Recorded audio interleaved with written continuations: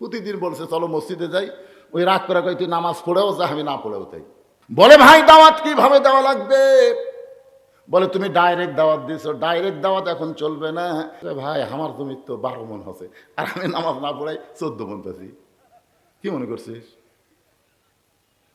নামাজের কথা কোনো যে খেপে যায়, তখন চিন্তা করতেছে এইভাবে ডাইরেক্ট হবে না, এটা হেল্পারের কথা বলতেছি, কন্ট্রাক্টরের কথা বলতেছি, ও বলতেছে এভাবে হবে না। কিভাবে?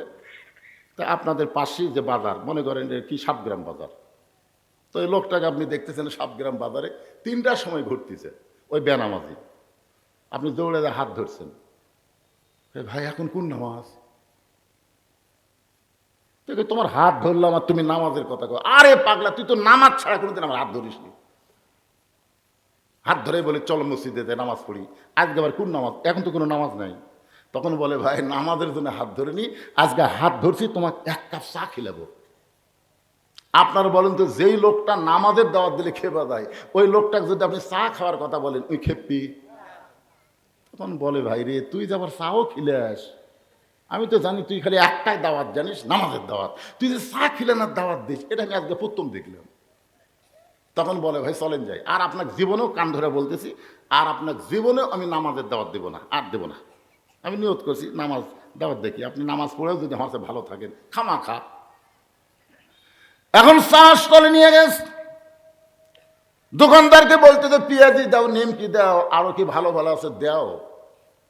বেনামাজি বলতেছে ভাইজান চা খাওয়ার কথা বলে নিয়ে আসি, এত কেন? বলে খান ভাই, নিয়ত করছি 50 টাকা খেলাবো, আমি আজকে নিয়ত করছি আপনাকে 50 টাকা খাওয়াবো। যেই মাত্র 40 টাকা হয়েছে, যেই মাত্র 40 টাকা খাওয়া হয়েছে, এমন সময় সাতগ্রাম মসজিদ থেকে আসরের নামাজের আজান। 40 টাকা খাওয়া মাত্রই আসরের নামাজের আজান।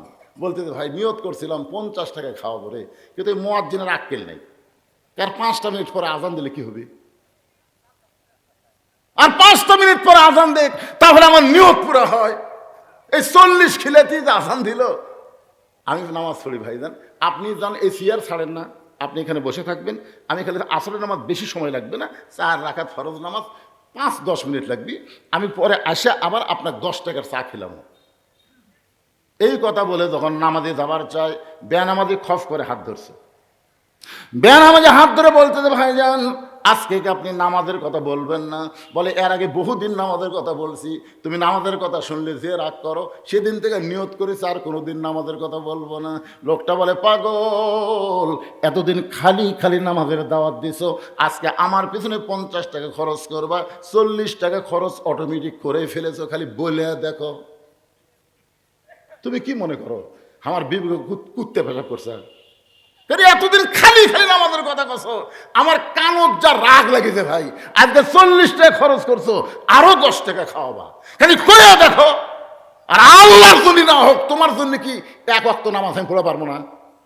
তুমি কি মনে করছো আমার মধ্যে কি মানবতা না? খালি বলে দেখো। তখন মনে হয় না আল্লাহ আল্লাহ, মনে হয় কি? তখন বলতে ভাইজান তাহলে চলো মসজিদের দিকে যাই। মসজিদ থেকে যখন নামাজি বেনামাজিকে রওনা দেয়, ওর কানে কানে ফিস ফিস করে বলতে ভাই এতদিন নামাজের কথা বললি, তুমি যে রাগ করো, আজকে আর একটা কথা যোগ করা লাগবে। বলে আবার কি যোগ করবা? বলে ওযু করা লাগবে। বেনামাজি বলতেছে যদি বলে গোসল করা লাগবে তাও করবো। তুই কি মনে করিস তোর জন্য 1 ওয়াক্ত নামাজ পড়বার পারবো না? ওযু করার পরে এবার নামাজি বলতেছে ভাইজান আল্লাহর ঘরের মধ্যে ঢুকতে চান, নিজের ইচ্ছায় ঢোকা যাবে না, আল্লাহর হুকুমে ঢুকতে হবে। জবান খুলে একটা দোয়া পড়ো, আল্লাহুম্মা আফতাহ লি আবওয়াবা রাহমাতিক। শুধু দোয়া পড়লে হবে না, ডান পা দিয়ে মসজিদের মধ্যে ঢোকো। এবার দোয়া পড়ে ডান পায়ে মসজিদের মধ্যে যেই মাত্র বেনামাজি ঢুকেছে, নামাজি খুব জোরে জোরে সামনে কাতারে গিয়ে আল্লাহর সঙ্গে যোগাযোগ করে বলতেছে আল্লাহ আমার দায়িত্ব হলো দাওয়াত দেওয়া, আর তোমার দায়িত্ব হলো হেদায়েত দেওয়া। আল্লাহ খালি খালি নামাজের কথা বললে গালি খাইছি, খালি খালি কইয়া গালি খাইছি, আজকে এর পিছনে 40 টাকা খরচ করেছি, আরো 50 টাকা খরচ করব। আল্লাহ তোমার বেনামাজি বান্দাকে আমি যেমন করি হোক তোমার মসজিদের মধ্যে ঢুইকা দিয়েছি, এখন তোমার দায়িত্ব হলো হেদায়েত দেওয়া, আমার দায়িত্ব হলো দাওয়াত দেওয়া, বান্দার দায়িত্ব হলো দাওয়াত দেওয়া, দরিকন কি দেওয়া, আর আল্লাহর দায়িত্ব হলো হেদায়েত দেওয়া। আমার দায়িত্ব শেষ, এখন তোমার দায়িত্ব তুমি পালন করবা কিনা সেটা তুমি চিন্তা করো। আল্লাহ গো, হাসরের ময়দান কিন্তু আমাকে আর ধরতে পারবা না, আমি যেভাবেই হোক বেনামাজি বান্দাকে তোমার ঘরের মধ্যে হাজির করে দিয়েছি। চোখের পানি নিয়ে দাওয়াতকারী যখন কান্দে, ওয়ামান আহসানু কওলাম মিম্মান দাআ ইলাল্লাহ ওয়া আমিলা সালিহান ওয়া ক্বালা ইন্নানী মিনাল মুসলিমিন।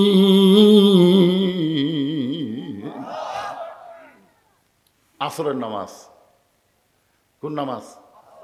আসরের নামাজ। এখানে আল্লাহর কাছে বারবার বলতেছে, আল্লাহ আল্লাহ আমার কাম কিন্তু শেষ, তুমি তো আমাকে ধরবে আর পারবা না, কারণ আমার দায়িত্বই শেষ। আমার দায়িত্ব হলো দাওয়াত দেওয়া, আর তোমার দায়িত্ব হলো হেদায়েত দেওয়া। এমন দোয়া করা করছে, আপনি বলেন তো দোয়া খালি করছে না কাম করছে? কাম করার পরে তারপরে দোয়া, এই দোয়াটা আল্লাহ কবুল করছে। নামাজ শেষ হয়ে গেলে বলতেছে, ভাইজান ভাইজান 10 টাকা কিন্তু বাকি আছে, 40 টাকা খাওয়াছি ভাই, এখনো 10 টাকা বাকি আছে, চলেন যাই। ওই ওঠে না, চলেন ভাই। আরে পাগল, এত বাড়াবাড়ি করিস করে।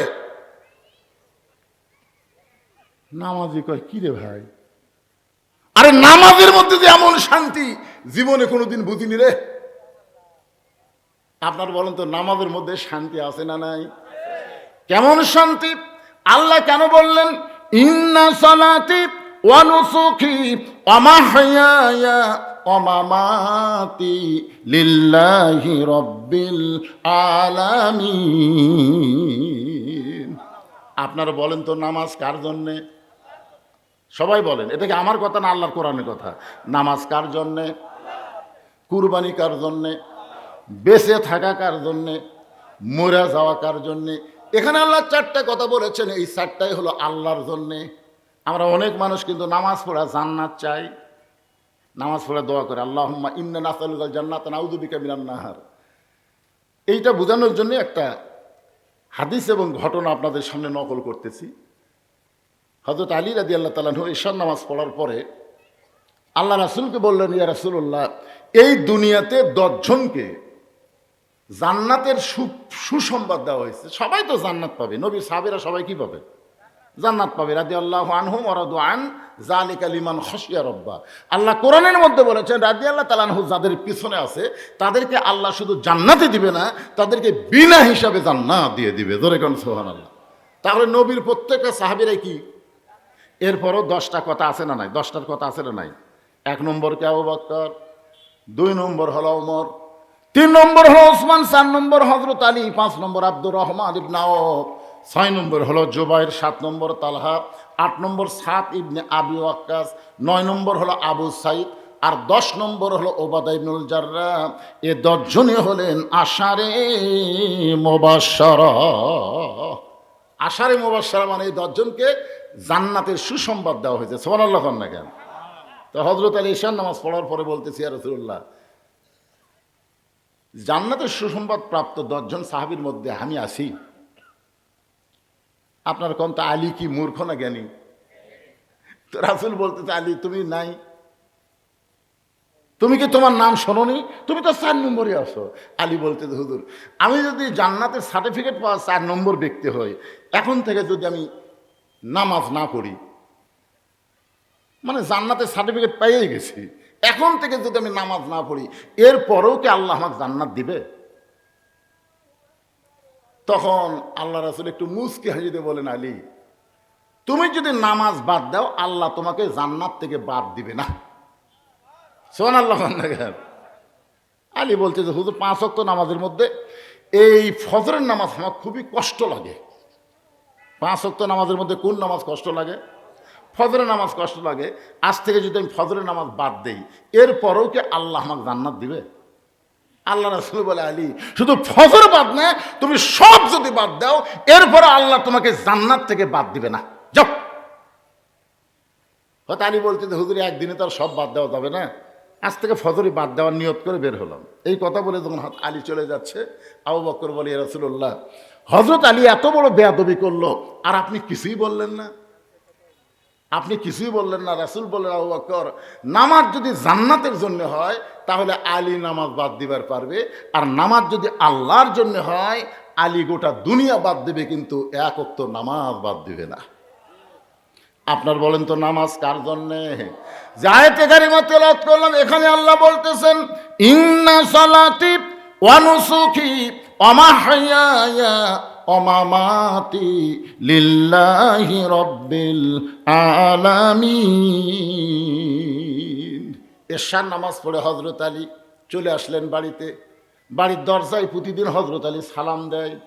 আল্লাহ রাসূল বলেছেন, তোমরা যখন বাড়িতে যাবে ওই বাড়ির দরজা বরাবর তোমরা সালাম দিবা।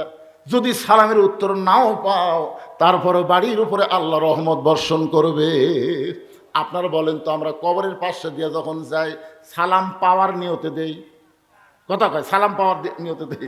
আচ্ছা, যদি কেউ উত্তর দেয় তাহলে আপনার গতি কেমন হবে? না, সালাম দেওয়া কি, কথা কয় না বারে, সালাম দেওয়া কি, উত্তর দেওয়া কি? এখন যে গোরস্থানে আপনি সালাম দিচ্ছেন, যদি উত্তর পাওয়ার নিয়তে দেন আর একটা মরা মানুষ যদি বলে ওয়ালাইকুম আসসালাম, মানুষের থাকবি না, 80 মাইল বেগে দৌড়াবি ভাই। এরপরে আমরা সালাম দেই। সালাম একটা দোয়ার নাম।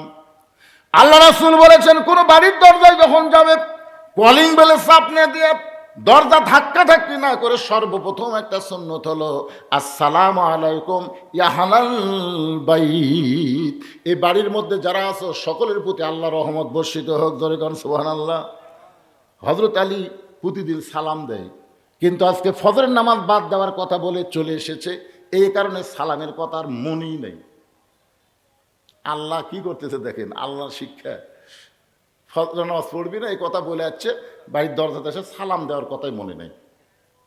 রহমত বাড়তিছে না কমতিছে?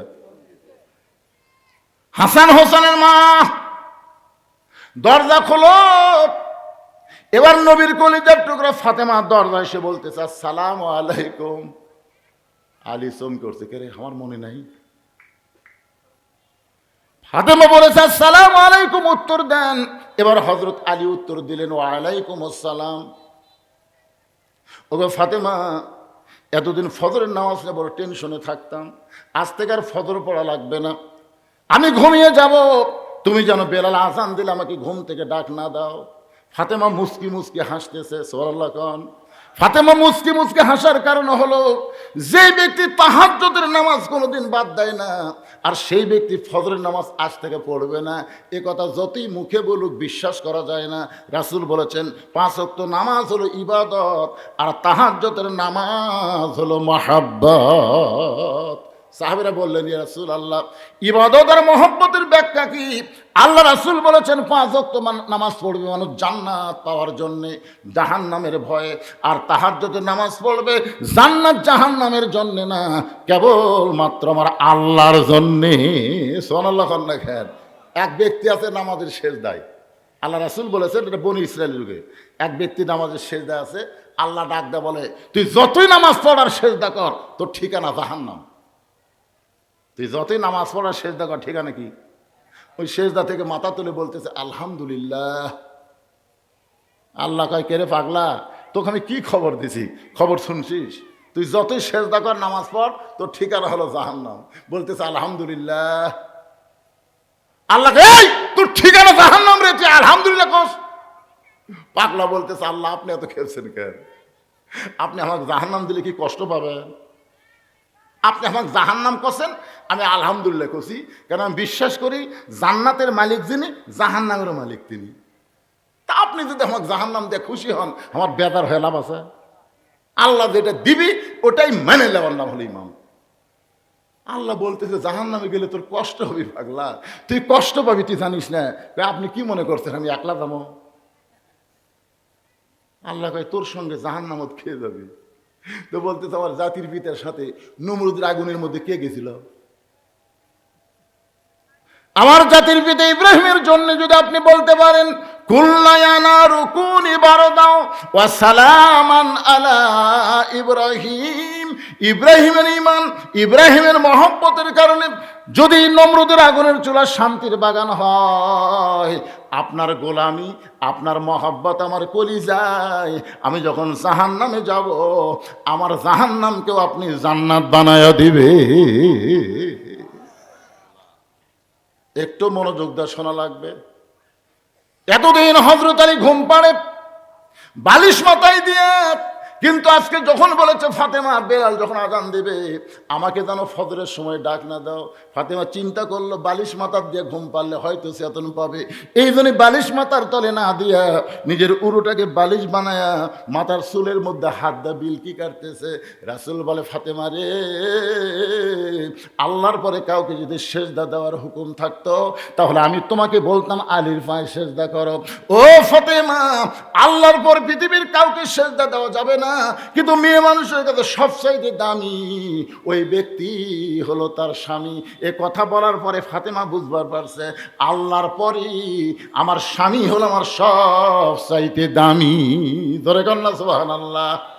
আমাদের মা বোনগুলো কি করে? মা বোনেরা যারা পর্দার অন্তর আছেন একটু শোনেন, মেয়েদের আমল কিন্তু বেশি না, মাত্র 4টা আমল করলে 8টা জান্নাতের দরজা আল্লাহ খুলে দিবে। 8টা জান্নাতের দরজা না, 8টা দরজা জান্নাতের আল্লাহ খুলে দিবে। যে কোনো দরজা দিয়ে সে জান্নাতে প্রবেশ করবে। 1 নম্বর হলো 5 ওয়াক্ত নামাজ, 2 নম্বর হলো রমজান মাসের রোজা, 3 নম্বর স্বামীর খেদমত করা, কথা মতো চলা, আর 4 নম্বর হলো সতীত্বের হেফাজত, পর্দা করা। এই 4টি আমল যদি মেয়েরা করতে পারে আল্লাহ খুশি হয়ে 8টা জান্নাত দিয়া দিবে। জোরে কন্যা সুবহানাল্লাহ। আমার মায়ের একটু মনোযোগ দিয়ে শোনেন, যেই মাত্র তাহাজ্জুদের সময় হয়েছে সঙ্গে সঙ্গে হযরত আলী ঘুম থেকে চেতন পায়ে দেখে বালিশ নাই। ওগো ফাতেমা, তুমি কি ঘুম পাড়ো নাই? বলে, আজকে আমি আপনাকে ঘুম পাড়াইছি, আজকে আপনাকে ঘুম পাড়াইছি ফাতেমা রে, তাহলে তুমি কি ঘুমাবা না?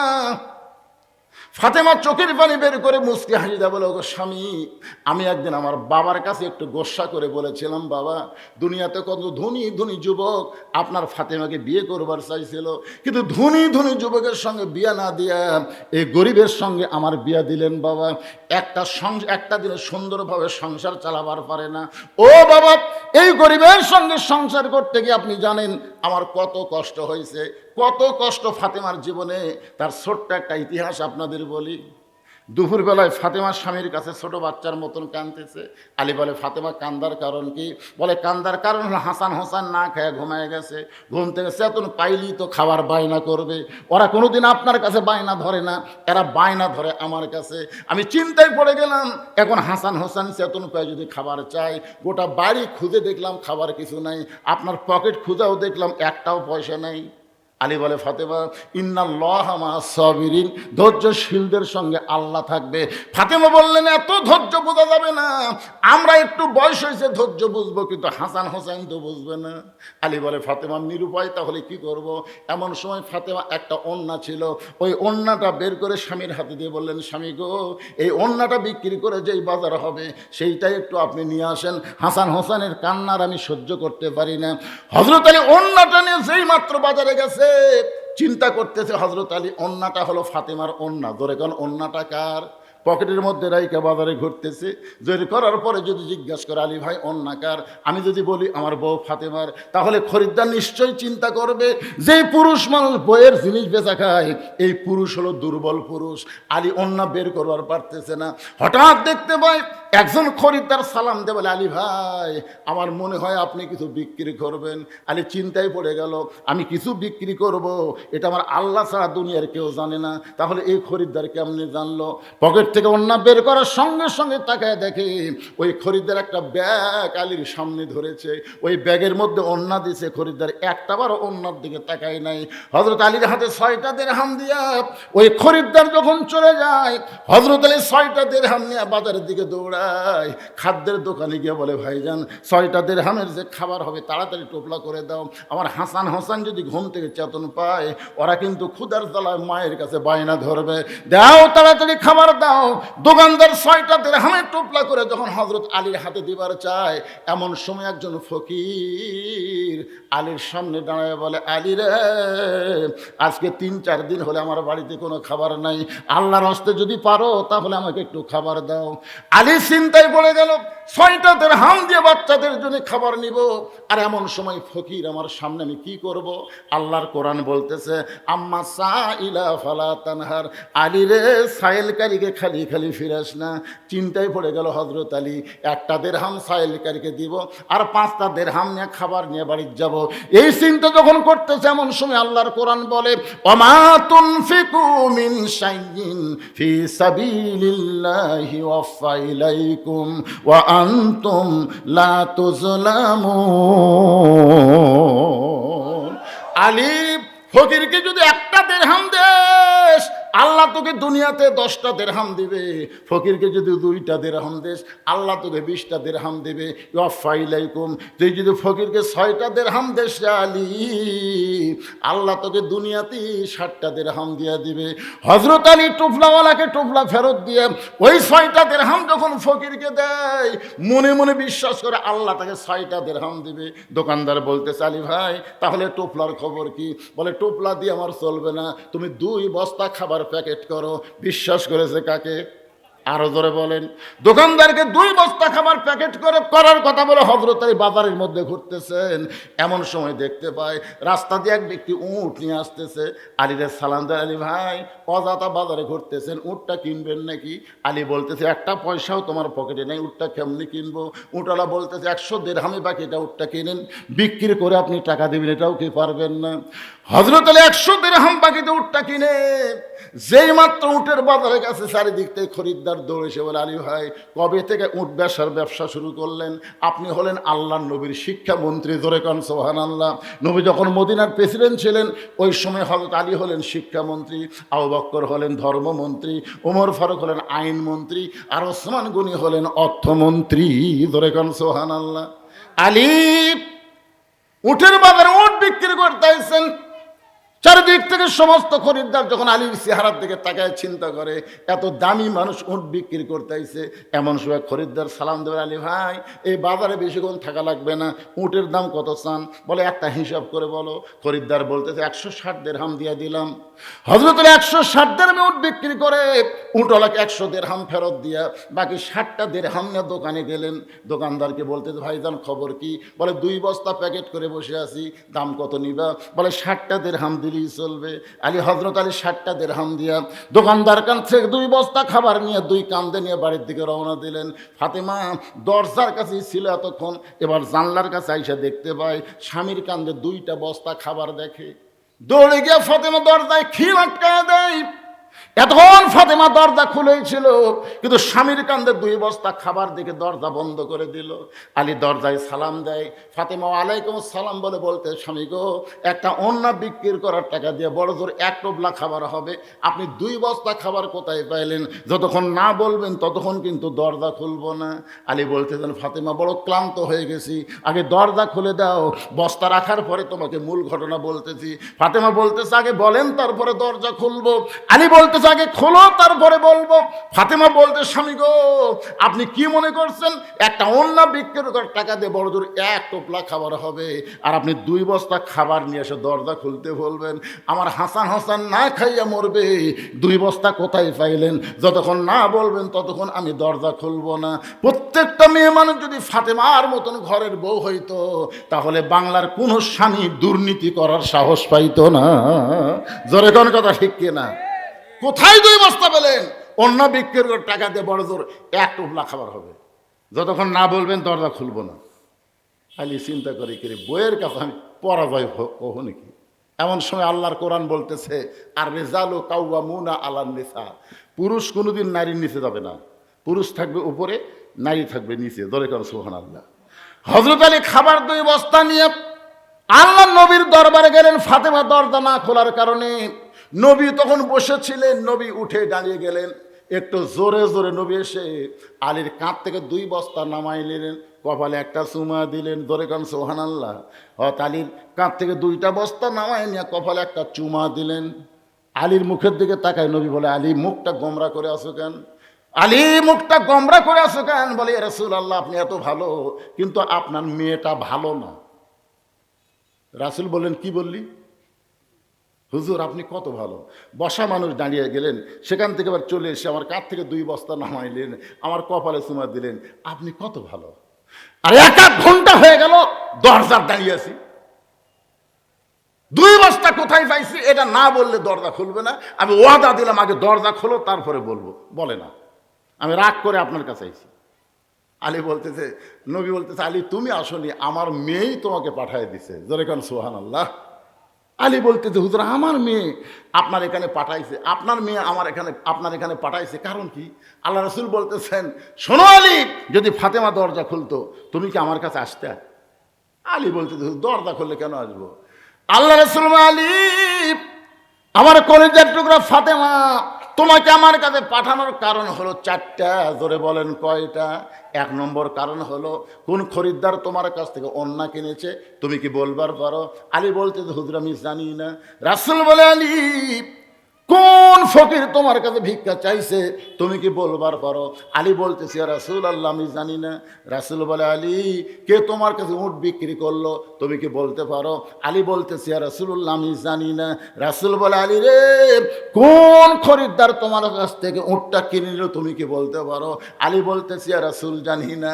আল্লাহ নবী বললেন আমি জানি, আমি তোমাকে জানাবার চাই। সুবহানাল্লাহ। কেন আমি জানি তোমাকে জানাবার চাই, জানে না এই জন্য আমার কাছে তোমাকে পাঠাইছে, তুমি কি 4টা বিষয় জানবে? আলী বলতে জানবো না মানে? রাসূল বলেন এজলেস, তাহলে বসো, আমি এখন বলি কোন খরিদ্দার তোমার কাছ থেকে ওন্না কিনেছে, কোন ফকির তোমার কাছ থেকে ভিক্ষা নিয়েছে, কে তোমার কাছে উট বিক্রি করলো, আবার বেশি দামে কে উটটা কিনলো। বসো। হয়তো আলী বসে গেছে, এখন রাসূল বলবে, আমিও আপনাদের সামনে বলবো, কিন্তু এই মাদ্রাসার জন্য আপনাদের কাছে একটু ব্যাগ যাবি, রুমাল যাবি, টাকা দিলে যে বাড়ে কোরআনের আয়াত দিয়ে আমি আপনাদের বোঝানোর চেষ্টা করছি। 10 টাকা দেবেন 100 টাকা পাবেন, দুনিয়াতেই পাবেন। 1000 টাকা দিবেন 10,000 পাবেন, 100 দিবেন 1000 পাবেন। বিশ্বাস করেন আল্লাহর কোরআনকে? বিশ্বাস করেন? কথা কয় না। কারা কারা করেন আল্লাহকে একটু হাত দেখেন তো দেখি। লিল্লাহি তাকবীর, হাত নামান। মাহফিল কমিটির ছেলেরা আপনাদের কাছে ব্যাগ নিয়ে যাবে, আল্লাহর রাস্তায় আপনারা দিবেন ভাইজান। এই মাদ্রাসাকে চালানোর জন্য, মাদ্রাসাকে মহব্বত করে, আল্লাহর কোরআনকে মহব্বত করে সবাই দান করবেন। এখানে এমন কিছু আল্লাহর বান্দা আছে যারা 1000 দিবে, 5000 দিবে, 10,000 দিবে, তারা ওই ব্যাগের মধ্যে দিবে না, তারা আমার হাতে এই ব্যাগ কালেকশন হওয়া পর্যন্ত আমার মায়েদের কাছেও যাবেন।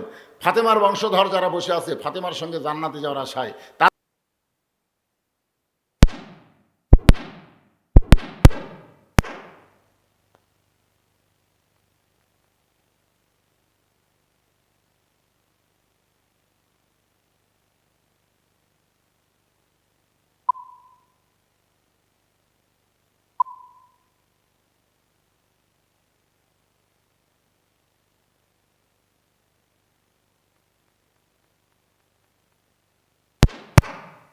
ও সব এর মধ্যে তুলছেন।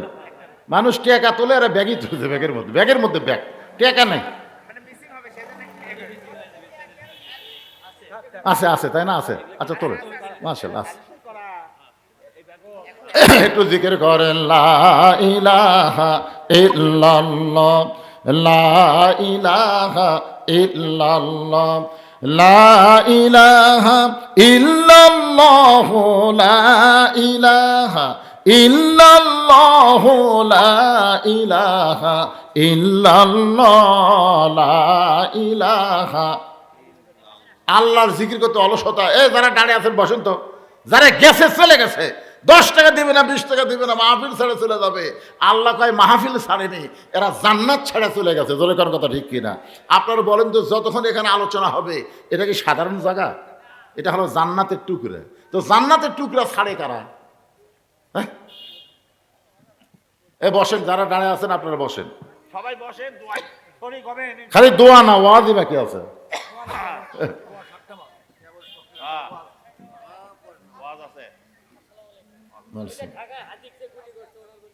আরে ওসমান হাদির জন্য দোয়া চাইয়া গোটা বাংলাদেশের সবাই ওসমান হাদির জন্য দোয়া করতেছে। এত সুন্দর ডাইরেক্ট কথা বলতো, এত হক কথা বলতো, তার মোনাজাতও আমি দেখছি। ছেলেটা কেমন আছে আমরা কেউ জানি না, তবে এটা জানি সে পুরাপুরি সুস্থ না, এমন একটা ক্রিটিক্যাল পর্যায়ে আছে। ডাক্তার পর্যন্ত বলেছে পুরো আশা করা যায় না। এমন অবস্থা আমরা আল্লাহর কাছে বলি ডাক্তার লাগবে না, আল্লাহ যদি ফিরাই দেয় তাহলে আসবে। ধরে কোন ঠিক কি না? আল্লাহ ওসমান হাদিকে সুস্থ করে আবার বাংলার জমিনে কবুল করো। ধরে করো আমিন। সবাই বল আল্লাহুম্মা আমিন। একটু মনোযোগ দেন। আমি বলতেছিলাম ওই গাড়ির কথা বলতে গিয়ে নিয়ে গেছিলাম আপনাদের মসজিদে নামাজের কাছে, মনে আছে না আপনাদের? এখন ফাতেমা ঘুম থেকে চেতন পাওয়া দেখে হযরত আলী নিজে চেতন পাইছে তাহাজ্জুদের নামাজ আদায় করার জন্যে। তাহাজ্জুদের নামাজ আদায় করার পরে হযরত আলী যখন জুব্বা গায়ে দিয়ে মাথায় পাগড়ি পরে বাড়ি থেকে বের হচ্ছেন, ফাতেমার সামনে দাঁড়ায় বলে, আপনি আমার বাবার কাছে নাকি বলে আইছেন আজ থেকে ফজরের নামাজ পড়বেন না, তাহলে তাহাজ্জুদের নামাজ পড়ে আপনি কোথায় যাবেন? আলী মুস্কি মুস্কি হাসের বলে, ফাতেমা তুমি কি বুঝবার পারতেছো না? এতদিন ভিতরে ঢুকে নামাজ পড়েছি, আজকে নিয়ত করেছি বাহির থেকে নামাজের দৃশ্যটা একটু দেখবার চাই। এতদিন ভিতরে ঢুকে নামাজ পড়ছি, আজকে বাহির থেকে নামাজের দৃশ্যটা দেখবার চাই। সঙ্গে সঙ্গে নবীর কলিজার টুকরা ফাতেমা মুস্কি মুস্কি হাসতেছে, কারণ স্বামী যেই কথাটা বলেছে কথাটার মধ্যে গুরুত্ব আছে। এতদিন ভিতরে ঢুকে নামাজ পড়ছি, আজকে বাহির থেকে নামাজের দৃশ্যটা দেখতে চাই। আপনারা বলেন তো ভিতরে ঢুকে নামাজ পড়া মানে কি? ভিতরে ঢুকে নামাজ পড়া মানে কি? অনেকে মনে করতে যে হুজুর মসজিদের ভিতরে ঢুকে নামাজ পড়ছে। শুধু মসজিদের ভিতরে ঢুকলে নামাজ হবে না, নামাজের ভিতরে ঢোকা লাগবে। হাদিসে আছে বিস্তারিত, হুজুরি কলব ব্যতীত করছেন কালেও নামাজ তোর হবে না। তবে কেন গাও জুয়ারি, মানুষকে দেখাও নামাজ পড়ি, ও তোমার সিদ্ধ বীজে সুফল সল ফলে না। আজ কেন নামাজের ভিতরে ঢুকতে পারলা না? আল্লাহ কয় নামাজের জোরে ফায়ের কাজ যাবে দূরে, পাক কোরআনে রয়ে আছে ঘোষণা। এখন আকাম কুকাম নামাজ রোজা একসাথে বান্ধিয়া বোঝা, জাহান্নামে দিয়াছ রওয়ানা। আজ কেন আল্লাহর নামাজ ধরতে পারলা না? নামাজ খালি পড়লে হবে না, নামাজ ধরা লাগবে। দেখবেন অনেক লোক নামাজ পড়ে ঘুষ খায়, নামাজ পড়ে সুদ খায়, নামাজ পড়ে জমির আল ঠেলে, ছেলেরে বেশি সম্পদ দিয়ে মেয়ে ফাঁকি দেয়। এইরকম নামাজে আসে না নাই? ধরে কারণ আসে না নাই? একটু মনোযোগ দিয়ে শুনবেন। শুধু নামাজ পড়লে হবে, নামাজের ভিতরে ঢোকা লাগবে। আলী বলতেছেন, ফাতেমা এতদিন ভিতরে ঢুকে নামাজ পড়েছি, আজকে বাহির থেকে নামাজের দৃশ্যটা একটু দেখবার চাই। এখন স্বামীর মুখের উপর ফাতেমা কি করবে? হয়তো আলী হাব্বা জুব্বা পাগড়ি পরে যখন বাড়ি থেকে বের হলেন, মসজিদের চারিধার ঘুরতেছেন। মসজিদ নববীর চারিধার ঘুরতে গিয়ে হঠাৎ হযরত আলী দেখতে পায় হযরত আলীর বন্ধু আবু যর গিফারি মসজিদের বারান্দায় ফজরের 2 রাকাত সুন্নত নামাজ আদায় করতেছে। আপনারা বলেন তো সমস্ত সুন্নতের মধ্যে ফজরের 2 রাকাত সুন্নতের দাম কম না বেশি? সর্বসাকল্যে 12 রাকাত সুন্নত আপনাদের পড়া লাগবে। তার মধ্যে জোহরের নামাজের সুন্নত বেশি, 6 রাকাত। জোরে বলেন কয় রাকাত? সামনে 4 পিছনে 2। আপনার আসরের নামাজের কোনো সুন্নত পড়াই লাগবে এমন সুন্নত নাই। মাগরিবের পরে 2 রাকাত সুন্নত পড়া লাগবে, এশার নামাজের পরে 2 রাকাত সুন্নত, আর ফজরের আগে 2 রাকাত সুন্নত। রাসূল বলেছেন ফজরের 2 রাকাত সুন্নত হলো আসমান এবং জমিনের চাইতেও বেশি দাম। ধরে কারণ সুবহানাল্লাহ। দেখতেছে আবু যর গিফারি দরজা মসজিদের বারান্দায় ফজরের 2 রাকাত সুন্নত পড়তেছে। হযরত আলীর মন বলতেছে আমি না হয় ফজরের নামাজ পড়বো না, তাই বলে কি সুন্নত পড়বার পারবো না। এবার এক দৌড়ে গিয়ে আবু যর গিফারির কাছে দাঁড়াইয়া 2 রাকাত সুন্নত নামাজ আদায় করলো। আবু যর গিফারি কুনার খুঁতেতে বলতেছে, আলী ভাই আপনি তো নবীকে বললেন এশার নামাজের পরে আজ থেকে ফজরের নামাজ পড়বেন না, তাহলে কেন আবার মসজিদের বারান্দায়? আলী বলতেছে নামাজ দেখবার আইসা তোমার সুন্নত দেখে লোভ সামলাবার পারলাম না, যার কারণেই তো আমি ফজরের 2 রাকাত সুন্নত পড়লাম। ফজরের 2 রাকাত সুন্নত পড়লে কোনো সমস্যা নাই, কারণ নবীকে বলেছি ফজরের নামাজ পড়বো না, সুন্নত কি পড়া যাবে না। আবু যর গিফারি মনে মনে চিন্তা করে যে সুন্নত দেখার পরে লোভ সামলাবার পারে নাই, সে ফরজ দেখার পরে লোভ সামলাবার পারবি? কি মনে হয় আপনাদের? কিছুক্ষণ পরে যখন ফজরের জামাতের সময় হয়ে গেল, এমন সময় পৃথিবীর শ্রেষ্ঠ মুয়াজ্জিন নাম হলো হযরত বেলাল আজান দেয়, মানুষ মুসল্লি হয়ে মসজিদে আসে আর আকামত দেয়। আকামত শব্দের অর্থ হলো দাঁড়ানো। ধরে কন কি? দাঁড়ানো। বিশেষ করে একই শব্দ দুইবার কয়। আহলে হাদিসরা কিন্তু আজানের শব্দ কতগুলো একবার কয়, কিন্তু কত কামাতিস সালাহ, কত কামাতিস সালাহ এটা কিন্তু একবার কয় না। আজকে দেখলাম, আপনার খেয়াল করে দেখবেন, হাই আল্লাহ সালাহ একবার, হাই আল্লাহ ফালা একবার, কয় কি কয় না? কিন্তু কত কামাতিস সালাহ, কত কামাতিস সালাহ এইটা তো একবার কয় না, এটা দুইবার বলার কারণ হলো অবশ্যই নামাজ দাঁড়িয়ে গেছে, অবশ্যই নামাজ দাঁড়িয়ে গেছে। নামাজ যখন দাঁড়িয়ে যাবে তখন আর চেয়ারের মধ্যে বসে থাকা যাবে না ভাইজান, কারণ নামাজের ভিতরে এবং বাহিরে 13টা ফরজ। ধরে বলেন কয়টা ফরজ? তার মধ্যে একটা ফরজ হলো দাঁড়িয়ে নামাজ পড়া। আল্লাহ কোরআনে বলেছেন কুমু লিল্লাহি কানিতিন। যখন মুয়াজ্জিন আকামত শুরু করবে, কদ কামাতিস সালাহ যখন বলবে, তখন তোমাকে দাঁড়াতে হবে। তুমি যদি হাঁটে হাঁটে মসজিদের মধ্যে আসো তাহলে অবশ্যই তুমি দাঁড়াবার পারো, দাঁড়াবার না পারলে তুমি হাঁটে হাঁটে মসজিদে কেমনি আসলা? আর যখন হাঁটে হাঁটে মসজিদে আইছো তাহলে তুমি দাঁড়ানোর ক্ষমতা রাখছো, আর দাঁড়ানোর ক্ষমতা থাকা অবস্থায় বসে নামাজ পড়া যাবে না। আর একটা ব্যাপার হলো, আকামত দিলেই কিন্তু নবী কেবলামুখী হয় নাই। নবীর সুন্নত তরিকা দেখবেন, নবী কেবলামুখী হয় নাই, নবী মুসল্লির দিকে তাকায় আছে। মুয়াজ্জিন আকামত দিচ্ছে কিন্তু আল্লাহ নবী মুসল্লির দিকে তাকায় আছে। তাকানো থাকার কারণ হলো কে কোথায় কিভাবে দাঁড়ায় এটা রাসূল পরখ করে দেখতে চাও। বকর, তুমি সবচাইতে সুন্দর ফর্সা মানুষ, তোমার কাছে বেলালকে দাঁড়ান নাও। ও লম্বা মানুষ, তোমার কাছে খাটো দাঁড়াবে। ও সুন্দর, তোমার কাছে অসুন্দর দাঁড়াবে। ধনীর কাছে গরিব দাঁড়াবে, এসপির কাছে চৌকিদার দাঁড়াবে, নেতার কাছে চামচা দাঁড়াবে, প্রধানমন্ত্রীর কাছে ফকিরও দাঁড়াবার পারবে। এটা আর কোনো জায়গায় না হলেও আওয়ামী লীগ, বিএনপি, জাতীয় পার্টি, জামাত মসজিদের মধ্যে যখন ঢুকবে তখন এক এক দল এক এক কাতার হবে না, সব দল ভাঙ্গে এক কাতার হওয়া লাগবে। তুমি বাড়িতে নামাজ পড়লে 1 গুণ সওয়াব পাইবা, কিন্তু মসজিদে যখন নামাজ পড়বা তখন আল্লাহ তোমাকে 27 গুণ সওয়াব দেবে। এই 27 গুণ সওয়াব পাবার গেলে তোমাকে কাতার সোজা করে নামাজ পড়া লাগবে।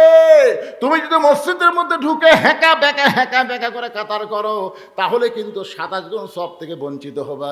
এজন্য পায়ের গোড়ালির সঙ্গে গোড়ালি মিল করে তোমাকে দাঁড়াতে হবে। এখন যেই ব্যক্তি চেয়ারের মধ্যে বসে গেছে ওই ব্যক্তির পায়ের গোড়ালির সঙ্গে আপনার গোড়ালি তো মিল পড়লো না, তাহলে কাতার সোজাও হলো না। আর কাতার যদি সোজা না হয় তাহলে 27 গুণ সওয়াব থেকে আপনি বঞ্চিত হয়ে গেলেন। এখন হয়তো বলবেন, হুজুর কোনো অসুস্থ মানুষ, কোনো দুর্বল মানুষ যে দাঁড়াবার পারে না, সে যদি চেয়ারত বসে নামাজ পড়ে তার নামাজ কি হবে না? ওটা সৌদি আরবে হবে। যারা হজ করবার গেছে তাদের তো সৌদি আরবে বাড়ি নাই, ওইখানে সে পারবে। আর সৌদি আরবে কাবাকে লক্ষ্য রেখে নামাজ পড়লেই হবে, কাতার সোজা করার কোনো দরকার। এই জন্য সৌদি আরবে চেয়ারত বসে অসুস্থ মানুষের হবে। কিন্তু বাংলাদেশে লা ইউকাল্লিফুল্লাহু নাফসান ইল্লা উসআহা, আল্লাহ কোরআনে বলেছেন তোমার কষ্ট হবে এমন কিছু আমি আল্লাহ তোমাকে চাপাই দেই নাই। তুমি যৌবন বয়স সরকারি চাকরি করছো আলহামদুলিল্লাহ, বুড়া বয়সের চাকরি করা লাগবে না। বুড়া বয়সে তোমাকে পেনশন দেওয়া হবে। পেনশন মানে বসে থেকে তুমি বেতন পাবা। যারা যৌবন বয়সে 5 ওয়াক্ত নামাজ জামাতে আদায় করেছে, বুড়া বয়সে তাদের কষ্ট করে নামাজ মসজিদে জামাতের সঙ্গে পড়া লাগবে না। সে যেখানে নামাজ পড়বে আল্লাহ পেনশনের সওয়াব দিয়া দিবে। কিন্তু যখন হচ্ছে চামড়া ঢিল তখন দিছে আল্লাহর সাথে মিল, মানে যৌবন বয়সে দেয়নি। রাসূল কি বলেছেন? 7 বছর থেকে নামাজের তালিম দাও, 10 বছর থেকে জোর করে ধরাও। কারু বাড়ি করে ধরাও না, জোর করে। কথা কন না কেন আপনারা? জোর করে ধরাও। যেই ব্যক্তি 10 বছর থেকে 5 ওয়াক্ত নামাজ জামাতে আদায় করছে, যেই ব্যক্তি সরকারি বয়স থেকে সরকারি চাকরি করছে, 60 বছর হওয়ার পরে সরকার দেখে আর কানে ঠিক মতো শোনে না, কলম ধরলে থরথর করে কাঁপে, চোখে ঠিক মতো দেখে না, চশমা লাগে ইনকে ইনকে করে দেখে, তো সরকারের দয়া হচ্ছে, দয়া হয়ে বলতে বাবা তোকে আর চাকরি করবে। এই কান্দিস কা, কান্দিস কা, আমি কথা শেষ করছি। যেই খানবার ধর তারে পাগলা, তুই বসা থেকে পেনশনে বেতন পাবো। তুই যৌবন হামাক দিছু, যৌবন সরকার দিছি, বুড়া বয়সে তোর বিপদ নাই তো, তোর সব দায়িত্ব সরকার নিবি। তো সরকার যদি যৌবন বয়সে সরকার দিলে দায়িত্ব নেয় তো আল্লাহ নিবি না? এর কথা কেন আল্লাহ নিবি না? যৌবন বয়সে যারা 5 ওয়াক্ত নামাজ জামাতে পড়ছে, বুড়া বয়সে যদি জামাতে পড়তে না পারে তো কি হয়েছে? আল্লাহ তো কোনোদিনও হাসনের ময়দান বলবে না তোমার শৈশবকালের হিসাব দাও, বুড়াকালের হিসাব দাও, যৌবন বাদ দিলাম, এ কথা আল্লাহ বলবি? আল্লাহ বলবি শৈশবকাল লাগবি না, বুড়াকালও দরকার নেই, খালি যৌবনের হিসাব দিয়ে জান্নাত যাও। আপনি যৌবনে মসজিদতি নেই, যৌবন খুঁজে দেখা গেল আপনি মসজিদত নেই, বুড়াকালে আপনি আসছেন মসজিদত, সিয়ার লিয়া, তাও আবার সিয়ার লিয়াচ্ছে 27 গুণ যারা পাবি তার খুব মাহরুম করবি। আমার কথা কি বুঝলেন? এখানে কোনো অন্য টেনশন, অন্য চিন্তা করবেন না। আমার ভাই বাপজানকে আমি দেখলাম এক সাইডে সিয়ারত নামাজ পড়তেছে। আপনি পড়েন, সিয়ারত যদি পড়েন তাহলে কাতারের মধ্যে থাকেন না, কাতার ছাড়া পড়েন। অনেকের মন চাইতো মসজিদে নামাজ পড়বে, তাহলে আপনারা 27 গুণ সওয়াবের জন্য আপনারা নিয়ত করবেন আমাদের কাতারের জন্য কোনো সিয়ার না থাকে। যদি থাকে আপনি 27 গুণ পাবেন না, তাহলে আপনি আস্তে করে দ্বিতীয় কাতার দেন। দ্বিতীয় কাতারে কবি করে আমাদের কাতারের জন্য সিয়ার থাকে, আমরা তো 27 গুণ পাচ্ছি না, তাহলে তৃতীয় কাতার দেন। তৃতীয় কাতারে কবি কেরে এই সিয়ার যদি কাতারত থাকে তাহলে আমরাও তো 27 গুণ পাচ্ছি না, তাহলে চতুর্থ কাতারত দেন। এক সময় দেখা যাবে মসজিদ আছে সিয়ার নেই। জোরে কোন কথা ঠিক কিনা? আল্লাহ তো কঠোর না, তো আল্লাহ কি কঠোর? না পারলে বসে থেকে পড়েন, বসে থেকে পড়েন। যদি না পারেন শুয়ে থেকে পড়েন। শুয়ে থেকেও যদি নামাজ পড়তে কষ্ট হয় ইশারা দিয়ে পড়েন, আপনি পড়েন, কিন্তু সব অবস্থায় জামাতে পড়া লাগবে না, একা পড়েন। আপনি অসুস্থ, একা পড়েন। আল্লাহ কি খুব ধরবি নাকি? না, আল্লাহর দয়ার দিকে খেয়াল করবেন বাজান। আল্লাহর খালি মায়ের দিকে খেয়াল করলে হবে? আল্লাহর দয়া আছে না নাই? অবশ্যই সরকারের চাইতে আল্লাহর দয়া কম না বেশি? আপনারা যারা সিয়ারত বসেন তারা এক কাজ করবেন, আপনার নামাজের সময় দাঁড়িয়ে থাকবেন। নামাজের সময় আমার কথা শোনেন, দাঁড়ানো ফরজ, তাহলে আপনি দাঁড়াবেন, দাঁড়ায় থাকবেন। যখন রুকু সেজদা করতে আপনার কষ্ট হয় তখন আপনি সিয়ার ব্যবহার করবেন। আমার কথা কি বুঝতে পারলেন? এতে কোনো সমস্যা নেই, এটা আপনি খেয়াল করবেন। আপনি দাঁড়ানোর সময় পায়ের গোড়ালির সঙ্গে গোড়ালি মিল করে সবাই দাঁড়াবে। হ্যাঁ, ইনশাআল্লাহ। এখানে আর অন্য কোনো ভুল বুঝবেন না। একজন প্রশ্ন করছিল, উনি আমার হাত দিয়ে আমাকে বলছে যে আমি কিন্তু সিয়ারত পড়ি, কষ্ট নেন না। হ্যাঁ, আচ্ছা, ঠিক আছে। আচ্ছা, ঠিক আছে। কি হলো?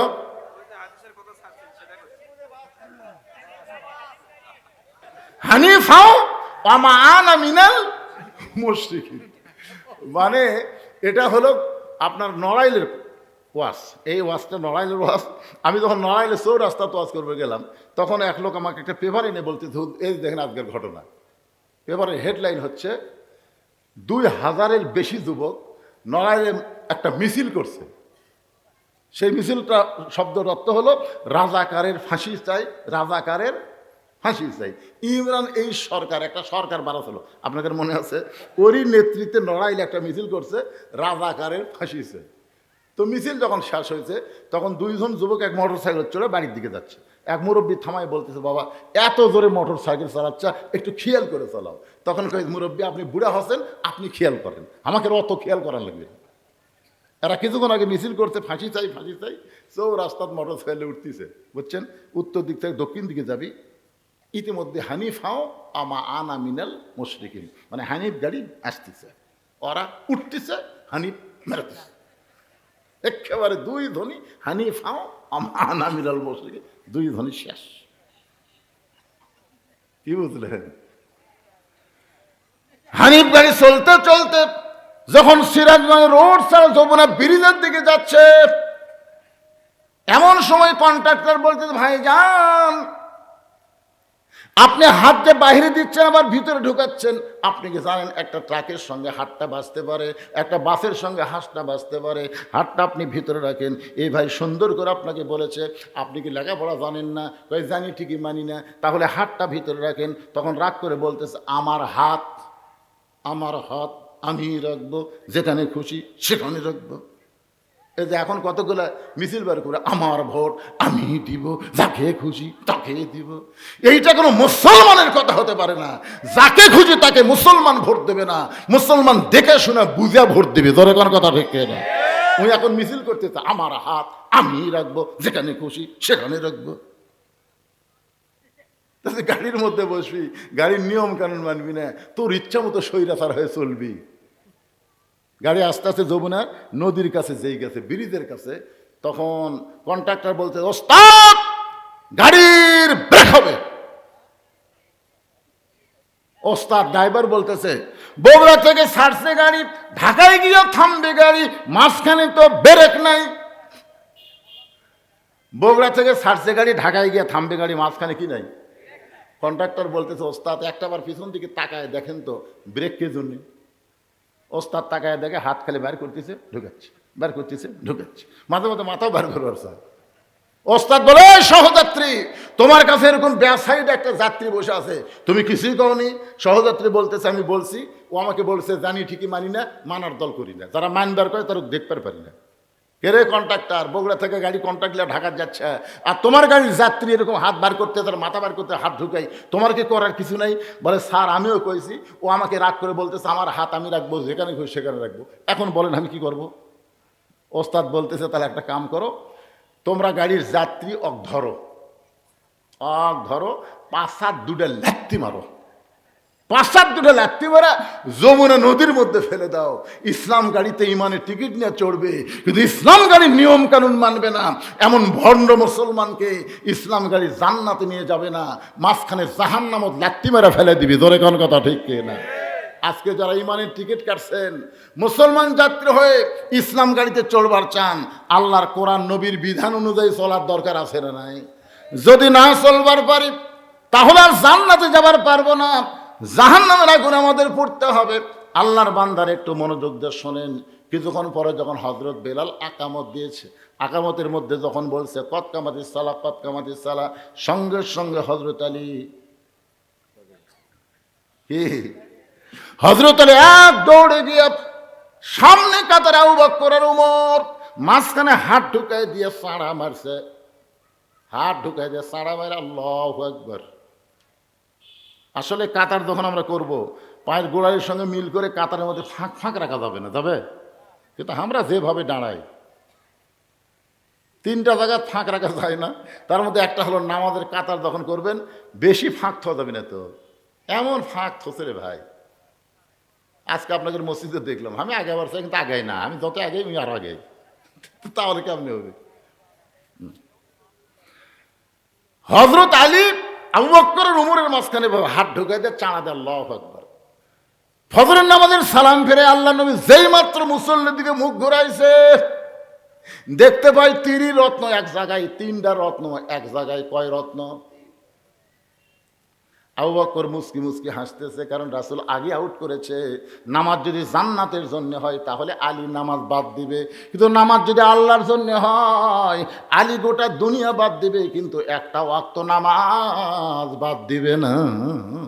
এ কথা আগেই রাসূল কাক বলছে মনে নেই? আপনাদের মনে নেই? আবু বকরকে বলছে। কিন্তু এখন আবু বকর দেখতেছে বাম পাশে হযরত আলী, রাসূল বলে আলী দাঁড়াও। সঙ্গে সঙ্গে হযরত আলী দাঁড়িয়ে বলতেছে, আল্লাহ রাসূল বলে আলী রে, তুমি না এশার নামাজের সময় আমারে কইলা আজ থেকে ফজরের নামাজ পড়বা না, আবার সামনে কাতারে তোমার দেখতে পাই। আলী বলতেছে, ইয়া রাসূলুল্লাহ বহু চেষ্টা করলাম নামাজ পড়বো না, বহু চেষ্টা করলাম নামাজ পড়বো না, কিন্তু আমি চেষ্টা করলে কি হবে? আমি নামাজ ছাড়বার চাইলে কি আল্লাহ তাআলা এমনভাবে আমার মধ্যে মহব্বত তৈরি করেছে, আমি নামাজ ছাড়তে চাইলে কি হবে? নামাজ আমাকে ছাড়ে না। খালি একটাই ইবাদত, সুবহানাল্লাহ না, এটাই খালি ধরেন, এটাই ধরেন, ইন্না সলাতা তানহানিল ফাহশাই ওয়াল মুনকার। একমাত্র নামাজই পারে মানুষকে যাবতীয় বেহুদা এবং খারাফির কাছ থেকে বাঁচাই দিতে। আজকে মসজিদ এবং কালসিমাটি ইফতেদায়ী মাদ্রাসা 2টার সমন্বয়ে এই মাহফিল। আমি পুরুষের জন্য বলবো, আমাদের 1 নম্বর নামাজ, নামাজ ছাড়াই যাবে না। মেয়েদের জন্য 1 নম্বর হলো পর্দা। আমার মায়েরা পর্দার বাইরে গেলে নামাজ হবে না, এই জন্যে পর্দা 1 নম্বরে রাখে, তারপরে যত আমল করবেন আল্লাহ সব আমল কবুল করবে ইনশাআল্লাহ। আস্তাগফিরুল্লাহ। ওরে বাবা, 4টা প্রশ্ন। হ্যাঁ, আমি মনে করছিলাম। হ্যাঁ, আচ্ছা ঠিক আছে। আল্লাহ রাসূল বলে আলী, যে খরিদ্দার তোমার কাছে অন্য কিনলো তুমি কি তার চিনো? আলী বলতেছি, ইয়া রাসূলুল্লাহ আমি চিনি না। রাসূল বললেন, তোমার বিবি আমার কলিজার টুকরা ফাতেমা পর্দানিশী। আল্লাহ পর্দানিশীকে এত ভালোবাসে, শুধু ভালোবাসার কারণে দুনিয়ার কোনো মানুষ ফাতেমার অন্না কিনুক এটা আল্লাহ চাইনি। একটা ফেরেশতাকে খরিদ্দার বানায়া তোমার কাছ থেকে অন্না কিনে এই অন্নাটা আল্লাহ জান্নাতের মধ্যে যত্ন করে রাইখা দিয়েছে। আলী, ফেরেশতা তোমাকে 6টা দিরহাম দিল, আর তুমি 6টা দিরহাম নিয়ে গেলে খাবার দোকানে, তুমি যখন খাবার নিয়েছো এমন সময় আল্লাহ বলতেছেন লিয়াবলুয়াকুম আইয়ুকুম আহসানু আমালা, আমি আল্লাহ আলীর সবচাইতে উত্তম সুন্দর আমলের পরীক্ষা করব। ফেরেশতা বলে আল্লাহ কি সুন্দর আমল? বলে যে 6টা দিরহাম আলীরে দিয়ে অন্য কিনছিস ওই 6টা দিরহাম ফেরত নিয়ে আয়, যা ফকির হয়ে যা। ফেরেশতা বলতেছে আল্লাহ এটা আপনার কিসের খেলা? যার 2টা সন্তান না খেয়ে আছে, মায়ের অন্না বিক্রি করে 6টা দিরহাম পাচ্ছে, খাবার টোপলাও হয়ে গেছে, আর এই মুহূর্তে বলতেছেন 6টা দিরহাম ফেরত নেয়, আলী কি ফেরত দিবে? আল্লাহ কয় ফেরেশতা আমার আলীরে চিনিস না, আলীর কাছে আল্লাহর কোরআনের চাইতে বড় কিছু নাই। ধরে কোন সুবহানাল্লাহ। নবী বলেন আলী রে, ওই ফেরেশতা ফকির হইয়া তোমার কাছে যখন ভিক্ষা চাই, প্রথমে তুমি 1টা দিরহাম দিবার চাইলা, আম্মা সাইলা ফালা তানহারকে বিশ্বাস করে, কিন্তু যখন তোমার কাছে আল্লাহর কোরআন বলতেছে অমা তুনফিকু মিন শাইইন ফি সাবিলিল্লাহি ওয়াফা ইলাইকুম, কিন্তু আল্লাহ রাস্তায় দেয় আল্লাহ তাকে ফেরত দেয়, তুমি 1 দিবে আল্লাহ 1 দিবে না, আল্লাহ 10 গুণ বাড়ায় দিবে, এই বিশ্বাস করে তুমি 6টা দিরহাম যখন ফকিরকে দিয়া দিলা, ওই ফেরেশতা ফকির আল্লাহর কাছে এসে কাঁদতেছে। আল্লাহ বলে কান্দিস কেন?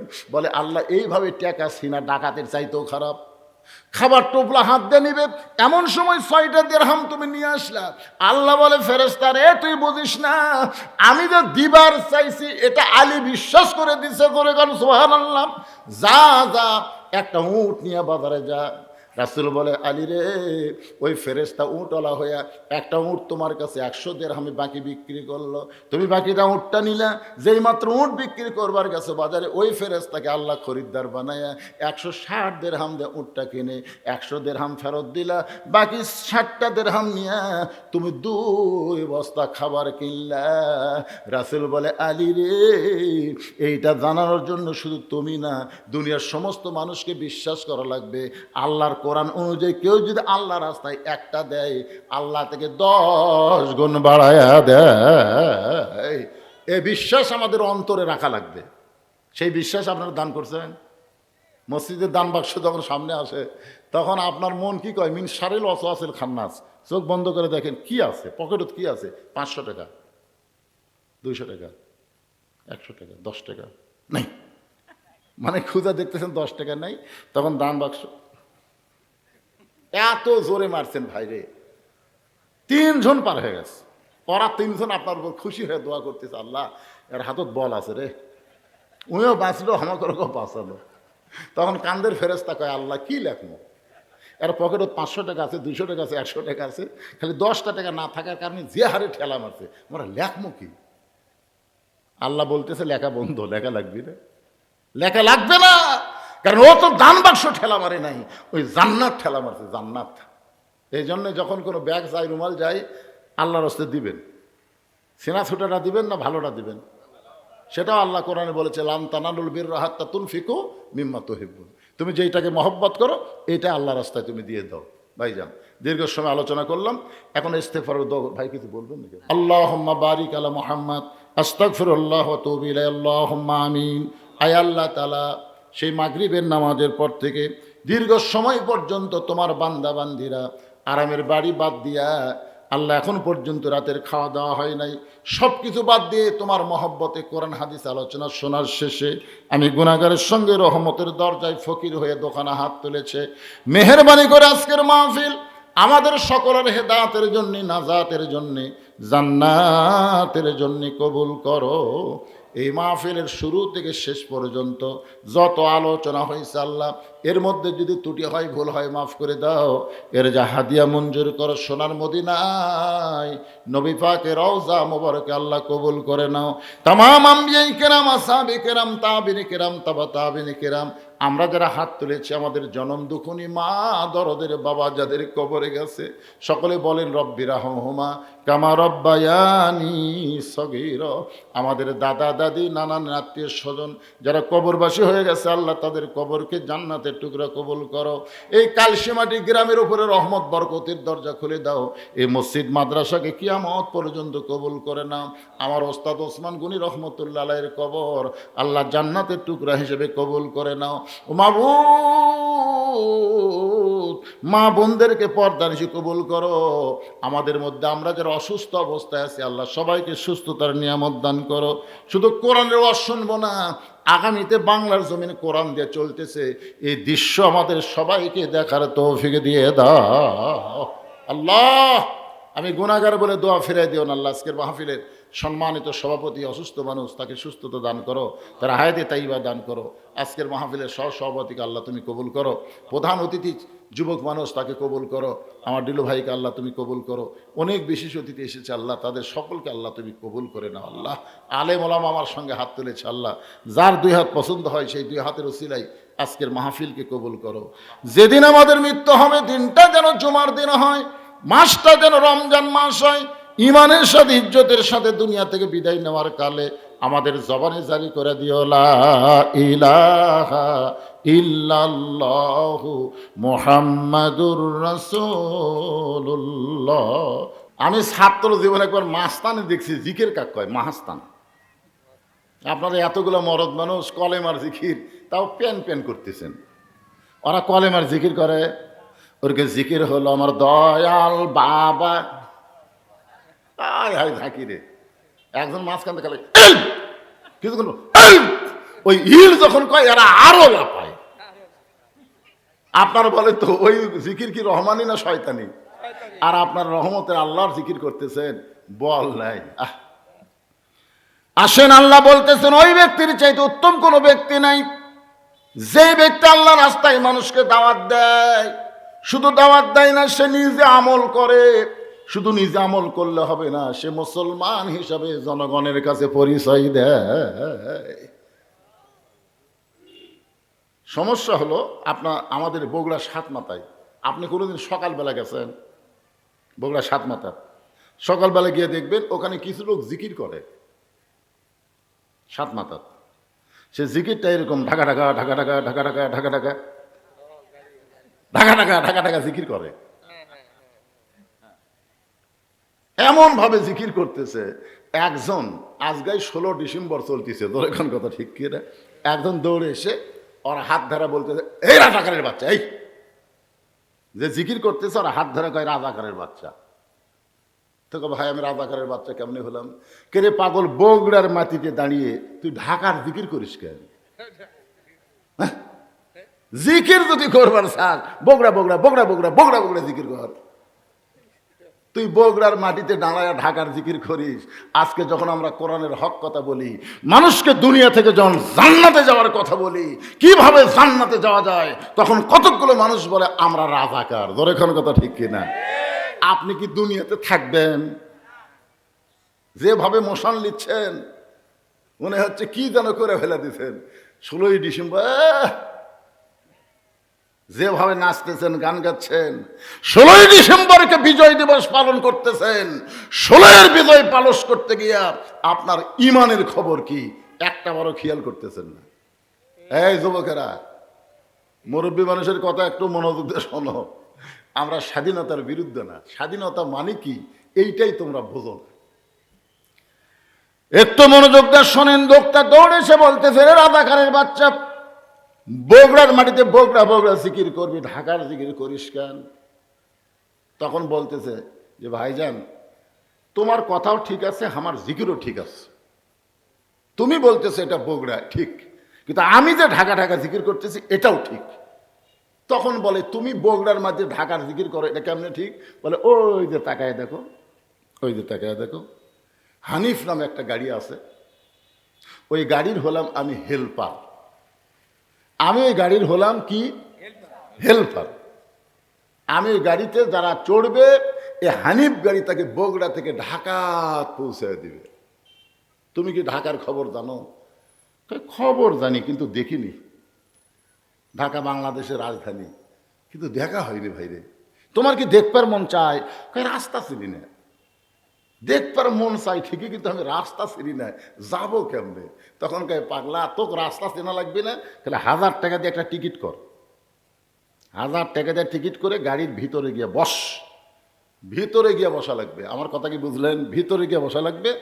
1000 টাকার একটা টিকিট করবি, গাড়ির ভিতরে গিয়ে বসবি, ওই গাড়ি তোকে বগুড়া থেকে ঢাকায় পৌঁছে দিবে। লোকটা বলতেছে, এটা তো আমি জানি না ভাই রে, আমি না বুঝাই তোমাকে দোষ দিছি। ঠিক আছে, আমি মনে ভুলে গেছি, তোর কথা আমার রাগ নাই, তুই এখন 1000 টাকার টিকিট কর, ওই হানিফ গাড়ি গিয়ে বস যা, ওই গাড়ি তোকে ঢাকায় পৌঁছায় দিবে। আমি আপনাদের বলতেছি এই ওয়াজটাকেই অমান আহসান কওলাম মিম্মান দা ইলাল্লাহ, এটা বোঝানোর জন্য বলতেছি। মনে করেন ইসলাম হলো একটা গাড়ির নাম, মনে করেন, আমি কিন্তু বোঝানোর জন্য বলতেছি, মনে করেন ইসলাম হলো একটা গাড়ির নাম। ওই গাড়ির যারা যাত্রী হবে তারা হবে মুসলমান। যখন গাড়ির যারা যাত্রী হবে তারা কি? ওই গাড়িতে যারা চড়বে ইমানের টিকিট নিয়ে, ধরে কোন কিসের টিকিট নিয়ে? ইমানের টিকিট নিয়ে মুসলমান যাত্রী হয়ে ইসলাম গাড়িতে যারা চড়বে, ইসলাম গাড়ি চলতে চলতে তাকে জান্নাত নামক বাড়িতে পৌঁছাইয়া দিবে।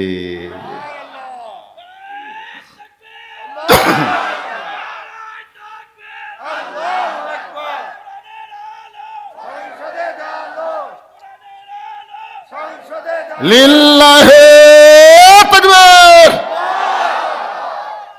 আমি কিন্তু বলেছি 1000 টাকার টিকিট নিয়ে হানিফ গাড়ির মধ্যে গিয়ে বসবে, হানিফ গাড়ি তোমাকে বগুড়া থেকে ঢাকায় পৌঁছায় দিবে। ইসলাম গাড়িতে চড়তে গেলে 1000 টাকা লাগবে না, ইমানের টিকিট লাগবে। ইমানের যখন টিকিট কাটবেন তখন আপনি যাত্রী, আপনার নাম হবে মুসলমান। যখন নাম কি হবে? এই জন্য আল্লাহ বললেন, ইয়া আইয়ুহাল্লাযীনা আমানু তাকুল্লাহা হাক্কা তুকাতিহি ওয়া লা তামুতুন্না ইল্লা ওয়া আনতুম মুসলিমুন। ওই লোকটা 1000 টাকার টিকিট কেটে হানিফ গাড়ির জানলার ধারে বসে গেছে। জানলার ধারে বসার কারণ কি? যে আমি তো ঢাকাও জীবনে দেখিনি, যে রাস্তা দিয়ে ঢাকা যাই এ রাস্তাও তো আমি দেখিনি। আমি গাড়ির মধ্যে থেকে খালি দেখব সব কিছু। আর নিয়ত ভালো না খারাপ? 1000 টাকা দিয়ে হানিফ গাড়িকে জানলার ধারে বসে গেছে। আস্তে আস্তে গাড়ি যখন ফুল হয়ে গেছে তখন কিন্তু আর গাড়ি বগুড়ায় থাকবে না। ফুল হয়ে গেলে আর থাকবে? গাড়ি তখন ঢাকার দিকে রওনা দিয়েছে। গাড়ি যখন ঢাকার দিকে রওনা নেয়, যেই মাত্র বনানী ক্রস করেছে, এমন সময় ওই লোকটা যে প্রথম 1000 টাকার টিকিট কাইটা জানলার ধারত বসেছে, ওর মধ্যে একটা মুদ্রা দোষ আছে। ওই মাঝে মধ্যে হাত বের করে আবার ঢুকে, বের করে আবার ঢুকে। তো ওর পাশে যে লোকটা বসে আছে এই চিন্তা করতেছে, কে রে এই যে হাত বের করতেছে ঢুকাচ্ছে, একটা ট্রাক বা একটা বাসের সাথে যদি আর হাত লাগে তাহলে জনগণ তো আমাকে বলতে পারে, কে ভাই আপনি এত ভালো হয়ে বসে আছেন, আপনার পাশেরটা হাত বার করে ঢুকাই, আপনার কি কোনোই দায়িত্ব নাই? কি কন, এ কথা বলতে পারে কি পারে না? আপনি নামাজ পড়েন 5 ওয়াক্ত, আপনার পাশেরটা বেনামাজি, আপনার কি কোনোই দায়িত্ব নাই? আপনার বউ পর্দার মধ্যে থাকে, পাশের ভাবি ওর বোরকা নেই, ওর কি আপনার কি কোনো দায়িত্ব নেই? যারা এখন কথা কর আসে না নাই না, মনে করতেছেন আমি একলা একলা জান্নাতে যাবো, এতই সোজা?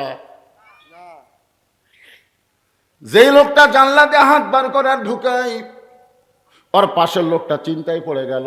ও যখন কোনো বাসের সঙ্গে ট্রাকের সঙ্গে হাত বাজা হাত ভাঙবি, ওর চিল্লিতে তো আমারই ঠিক মতো থাকা যাবি না। যখন একটা বাসের সাথে হাত ও বাবারে বাবারে ওই জায়গায় বসে থাকবি, ওই পরে উল্টা পাল্টি করবি, ওর নিজেরই বসে থাকা কঠিন হবে। তো কোনো কিছু হওয়ার আগেই সতর্কের কথা আছে না নাই? এখন বলতেছেন, আল্লাহ বলেন, ওয়ামান আহসানু কওলাম মিম্মান দা ইলাল্লাহ। এই আয়াতের দিকে খেয়াল করে লোকটা বলতেছে, ভাইজান আপনি কি লেখাপড়া জানেন? ডাইরেক্ট কিন্তু বলা যাবে না, ডাইরেক্ট কোনো কথা বলা যাবে না, হিকমতের সাথে। উদউ ইলা সাবিলি রাব্বিকা বিল হিকমা। মুসা নবী যখন ফেরাউনের কাছে যায় দেখে ফেরাউন নিজেই জিকির করতেছে, আনা রব্বুকুমুল আলা, আনা রব্বুকুমুল আলা। মুসা নবী হাত চুলকাচ্ছে। আল্লাহ বুঝবার পারছে যার সর দিয়ে আজরাইলের চোখের মনি উল্টে গেছে, উনি যদি একটা সর মারিতে ফেরাউনের অবস্থা কি হবে?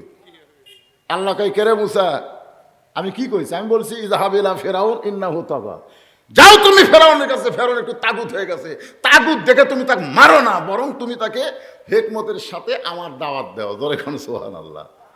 হিকমত। এখন হিকমত করে বলতে, ভাই আপনি কি লেখাপড়া জানেন না? জানি না মানে? তো জানো ঠিকই, একটা বার উপর দিকে তাকে দেখো কি লেখা আছে, হানিফ বাসের মধ্যে ভিতরে কি লেখা আছে দেখো। দেখো লেখাটা পড়ে দেখো, হাত বাইরে রাখা চলবে না, মাথা বাইরে রাখা চলবে না, নিজের জিনিস নিজের সযত্নে রাখবেন, অন্যের জিনিস নেওয়া যাবে না, লেখা নাই? যেরকম আছে না নাই? তাহলে আপনি লেখাপড়া যদি জানেন তো একটাবার পড়ে দেখেন না কেন? তখন ওই রাগ করে বলতেছে জানি ঠিকই মানি না, মানার দল করি না। এই বাংলাদেশে যারা মানবার বলে তাদের দুই চোখে দেখে পারি না। এরকম এক দল আছে না নাই? জানি ঠিকই মানি না, মানার দল করি না। মানার দল এই বাংলাদেশে যারা মানবার বলে তাদেরকে দুই চোখে দেখবার পারি না। এখন আপনার বলেন তো, আল্লাহর কোরআনের মধ্যে কিভাবে আল্লাহ বলেছেন উদখুলু ফিস-সিলমি কাফা, পুরাপুরি ভাবে ইসলাম গাড়ির মধ্যে চড়তে হবে। ইসলাম গাড়িতে আপনি চড়বেন কিন্তু পুরাপুরি চলবেন না। মশারির মধ্যে যখন আপনি থাকবেন পুরাপুরি থাকবেন। বাংলাদেশে কোন লোক দেখছেন যে মশারির মধ্যে মশার সময় অর্ধেক থাকে আর অর্ধেক বাইর করে থাকে? দেখছেন কোনোদিন? যে এই পর্যন্ত মশারির মধ্যে রাখছে আর পাও বার করে থাকছে, মশা কি খুশি কম হবে? তাই তোরা অর্ধেক জায়গার মধ্যে কাজ আদায় কর্মরে। ল্যাপের মধ্যে শীতের দিনে ল্যাপ কম্বলের মধ্যে কেউ কি পুরাপুরি থাকে না আধা আধি থাকে? যখন আপনাকে কেউ দাওয়াত দেয় আপনি তখন পুরা পেটে খান না অর্ধেক পেটে খান? আপনি যখন কোনো কাপড় পরেন অর্ধেক পরেন না পুরাই পরেন? তো সব জায়গাতে আপনি পুরাপুরি আছেন, কিন্তু ইসলামের ব্যাপারে আপনি পুরাপুরি নাই কেন? যেখানে আল্লাহ বলতেছেন পুরাপুরি উদখুলু ফিস-সিলমি কাফা, কাফা শব্দের অর্থ কি আধা আধি না পুরাপুরি? ও, নামাজ পড়ার সময় আপনি আল্লাহর জিকির করবেন, আল্লাহর গোলামি করবেন, আর অর্থনীতির ব্যাপারে আপনি চলে যাবেন অন্য একজনের কাছে। রাজনীতির ব্যাপারে মনে হয় আল্লাহ কিছুই বলেনি। 13 বছর নবী মক্কায় কলেমার দাওয়াত দিছে, হিজরত করে মদিনায় যাওয়ার পরে নবী কিন্তু শুধু নবী ছিলেন না, নবী ছিলেন মদিনার রাষ্ট্রপতি। জোরে কোন কথা ঠিক কিনা? কোরআন শরীফের মধ্যে আল্লাহকে সূরাই দিলেন তাবারাকাল্লাযী বিয়াদিহিল মুলকু ওয়া হুয়া আলা কুল্লি শাইইন কাদির। গোটা পৃথিবীর রাজত্ব কর্তৃত্ব মালিকানা কার হাতে? সমস্ত ক্ষমতার মালিক কে? এক হাদিস এবং বলতে হুজুর আপনারা যে ওয়াজ দুটাই খালি রাজনীতি করেন, এটা ছাড়া ওয়াজ করা যায় না। তা আমি কোনো হাদিস সাহেব আমি ওয়াজে ওটা রাজনীতি করতেছি আর আপনি হজ করবার যা করলেন। হাদিস সাহেব বলতেছে তৌবা তৌবা আস্তাগফিরুল্লাহ, আমি তো রাজনীতি করিনি। আমি বললাম তাহলে আল্লাহর কাবাঘর সামনে নিয়ে যে আপনি বললেন লাকাওয়াল মুলক লা শারিকা লাক, তার মানে কি? ওই পড়ছে লব্বাইক আল্লাহুম্মা লব্বাইক লব্বাইক লা শারিকা লাকা লব্বাইক ইন্নাল হামদা ওয়ান নিমাতা। এরপরে যে বলছে লাকাওয়াল মুলক লা শারিকা লাক, এর বাংলা অর্থ কি? হাই সব আমি তো জানি না হুজুর। তুই যদি না জানিস তোর হজ হসা, কারণ আল্লাহর স্বীকারোক্তি দিবেন জানা বুঝাই দেওয়া লাগবে। কথা খানে জানা বুঝে দেওয়া লাগবে না? তো কয় হুজুর এর অর্থ কি? আমি বললাম শেষের অংশের অর্থ হলো রাজনীতির ভিতরে রাজত্বের ভিতরে একমাত্র আল্লাহ ছাড়া আমি অন্য কাউকে স্বীকার করি না। আপনি হজ করবেন আল্লাহর, আর বাংলাদেশের বিমানবন্দরে নামে আপনি মানুষের দল করবেন, 1 কোটি বার হজ করলেও আল্লাহ হজ কবুল করবে না। হজ যদি কবুল করবার চাও তাহলে আল্লাহ ছাড়া কোনো মানুষের রাজনীতি করা যাবে না। বলে কোন কথা ঠিক? আল্লাহর ঘর সামনে নিয়ে কি স্বীকারোক্তি দিল, আর আসে আবার মানুষের দল করতেছে। আমার নেতা তোমার নেতা, আমার নেতার চরিত্র ফুলের মতন পবিত্র, খোঁজলে দেখেন নামাজ পড়েনি এক ওয়াক্ত। আছে না নাই? হ্যাঁ, কতগুলার নেতা আবার কয় এখন থেকে জাতীয় ইমাম। কে রে পাগলা? ইমামের দাড়ি খালি এক মুষ্টির নিচে, এক মুষ্টির নিচে। আমার কাছে ফতোয়া চাই হুজুর, ইমামের দাড়ি যদি এক মুষ্টির নিচে হয় তার পাশে নামাজ হবে? আমি কইলাম ভাই ইমামের দাড়ি দিয়ে এক মুষ্টির নিচে তুমি কেমনি বুঝলে? মুড্ডে লাগছি হুজুর, কিভাবে দাড়ি ধরছে না? না দূরে থেকে ইশারা করে দেখছি এক মুষ্টির কম হবে। যে বাংলাদেশে ইমামের দাড়ি মানুষ মুড় দিয়ে মাফে, সেই বাংলাদেশে দাড়ি মোচ চাষা কোনো নেতা জাতীয় ইমাম হবার পারে না। বলে কোন কথা ঠিক কি না? চামচারা যা মুখে আসে তাই কয়, জাতীয় নেতা কাও কিন্তু জাতীয় ইমাম বলা যাবে। একটু মনোযোগ দিয়ে শোনেন। ওমান আহসানু قولا ممن دعا إلى الله وعمل صالحا وقال إنني من المسلمين। এই সিজার করা এক মাঝখানে জায়গা কে দিয়েছে? এইটা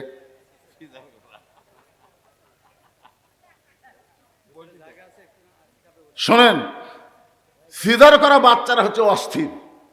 অস্থির বাচ্চা হওয়ার কারণ হলো ডাক্তার পেট কাটা দেখে ঘুমই ভাঙেনি।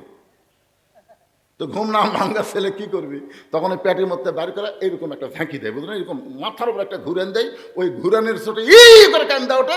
আর মাথার যে ঝাঁকি খায়, এই ঝাঁকির চোটে দুনিয়াতে আসে এই মোবাইল ছাড়া ভাত খায় না, মোবাইল ছাড়া ওই কান্না থামায় না, ওই এক জায়গায় বেশিক্ষণ থাকতেও পারে না। এই সিজার করা বাচ্চারা হলো এইরকম। আচ্ছা, এক মাঝখান থেকে ওটা লিখবি খেয়ে এখনই মানুষ জায়গাই পাচ্ছে না, ওই আবার মাঝখান থেকে উঠতেছে। আর সাফান যাবে না, যা হয়েছে আপনার গাড়ি থেকে শোনেন। এবার আসুন মূল আলোচনায়। লোকটা বলতে যে ভাইজান, আমি আপনাকে সতর্ক করলাম যে লেখাটা আপনি পড়েছেন ওই লেখার মধ্যে খেয়াল করে দেখেন, হাত বাহিরে রাখা, মাথা বাহিরে রাখা যাবে, নিজের জিনিস নিজের সযত্নে রাখবেন, অন্যের জিনিস নেওয়া যাবে না। মুসলমানের নিজস্ব জিনিস আছে না নাই? ইসলামের নিজস্ব জিনিস আছে না নাই? কিন্তু আমাদের ছেলেরা ইসলামকে বাদ দিয়ে অন্য জাতের সংস্কৃতি গ্রহণ করতেছে। নিজের জিনিস নিজের সযত্নে রাখেন, অন্যের জিনিসে হাত দিয়েন না। আল্লাহর কোরআনের সমাজ যখন বাংলাদেশে চালু হবে, তখন প্রত্যেকটা মুসলমান তার সীমানা বুঝতে পারবে। আপনারা বলেন তো, আমাদের একটা নিজস্ব সীমানা আছে না নাই? হ্যাঁ, এই কোরআনের আইন চালু হোক, এই কোরআন বাংলাদেশের শুধু মাহফিলে না, সংসদে আল্লাহর কোরআন যাক, তখন প্রত্যেকটা মুসলমান তার নিজস্ব সীমানার মধ্যে প্র্যাকটিস করবে, অন্যের সীমানার মধ্যে ঢুকবেই না। অন্যের সীমানা গেলেই আবার ব্যাক করবে। নিজের সীমানা কি? মন একটা যুক্তি দিয়ে বুঝাচ্ছি, এই পকেট হলো আমার সীমানা, আমি 10 বার পকেটে হাত দেবো। অনেকে বলবে হুজুর একটা দোষ আছে, খালি বারবার পকেটে হাত দেয়, এছাড়া কিছুই বলবি না, কারণ আমার সীমানার মধ্যেই তো আমি প্র্যাকটিস করতেছি। কিন্তু এই হাত খালি এই সীমানাত গেলি, এই নিজের সীমানা হলো আমার বউ। আমি একবার দেখবো, 1000 বার দেখবো, যতবার দেখবো মহব্বত করে দেখলে সোয়াব না পাপ। কিন্তু শালি হলো সীমানার বাইরে। আজকে বাংলাদেশের সবকিছু আল্লাহ দিছে, তারপরেও কতকগুলো ছেলেরা ভারত নিয়ে পড়ে আছে। জোরে কর কথা, ঠিক কথা বলেন না কেন? ভারত নিয়ে পড়ে আছে, আর ভারত গরম আঙ্গুল দেখায়। এই কিছুদিন আগে ভারতের এক উগ্রমন্ত্রী একটা বিবৃতি দিয়েছে, যে হারে বাংলাদেশে মৌলবাদী বাড়তেছে, যে হারে বাংলার মুসলমানরা আল্লাহর কোরআন করতেছে, আল কোরআনের আলো, সংসদে আলো, এরা তো জানে না। ওই উগ্রমন্ত্রী বলতেছে, এরা তো জানে না 3 দিকে ভারত, একদিকে সাগর। একবার যদি ভারত আক্রমণ করে, এই মৌলবাদী টুপিওয়ালারা সাগরের যা চুবড়ে মরবে। এই কথা বলেছে, আমি ফেসবুকে স্ট্যাটাস দিয়েছি। মালওয়ানের জাত, তুই মুসানবিক চিনিস? এই মালওয়ানের বাচ্চা, মুসানবিক চিনিস? 3 দিকে ফেরাউন অ্যাটাক করেছে, একদিকে সাগর। আল্লাহ মুসা নবীর জন্য সাগরকে যদি 12 লাইন রাস্তা বানায় দেয়, আমাদের সে আল্লাহ এখন আছে না নাই? জোরে এখন আছে না নাই? আমাদেরকে আল্লাহ সাগর বানাবে রাস্তা, আর তোমরা মালওয়ানের বাচ্চারা ধরবার দেবো, ফেরাউনের মতন সুবরান খাবো। জোরে কোন কথা, ঠিক কি? আর একজন বলে আমাদের হাতে পারমাণবিক অস্ত্র আছে, সে আছে। আমি ফেসবুকে স্ট্যাটাস দিলাম, নমরুদের হাতেও আগুনের চুলা ছিল। জোরে কোন কথা, ঠিক কি না? নমরুদের হাতেও আগুনের চুলা ছিল, আগুন জ্বালাইছিল, কিন্তু পুড়ানোর ক্ষমতা নমরুদের হাতে থাকে না, পুড়ানোর ক্ষমতা থাকে আল্লাহর হাতে। জোরে কোন কথা, ঠিক কি না? নাসরুম মিনাল্লাহি ওয়া ফাতহুন কারীব ওয়াবাশশিরিল মুমিনিন। আসলে লাগবেই না, ভারত কিছুই করে পারবে না। একটু হুম করতেছে, বুঝলেন? খালি একটু হুঙ্কার মারতেছে। একসময় বলছিল পেঁয়াজ দেবো না, আলু দেবো না, চিনি দেবো না। আমরা বলছিলাম দরকার নাই, আমরা ফালিয়াবুদু রাব্বা হাযাল বাইত আল্লাযী আতআমাহুম মিন জু'i ওয়া আমানাহুম মিন খাউফ। আমরা ওই ঘরের মালিকের গোলামি করব, নামাজ পড়ব, তোমাদের কোনো খাদ্য লাগবে না, রেজেক লাগবে না, আল্লাহ তাআলাই রেজেকের পেরেশানি আমাদের থেকে দূর করে দিবে। ওয়া আমানাহুম মিন খাউফ, তোমাদের পারমাণবিক বোমা, হাইড্রোজেন বোমা আমাদের কোনোই ক্ষতি করতে পারবে না। ইমানদারকে পুরাপুরি নিরাপত্তা আমার আল্লাহ দিয়া দিবে। ধরে কোন কথা ঠিক কিনা?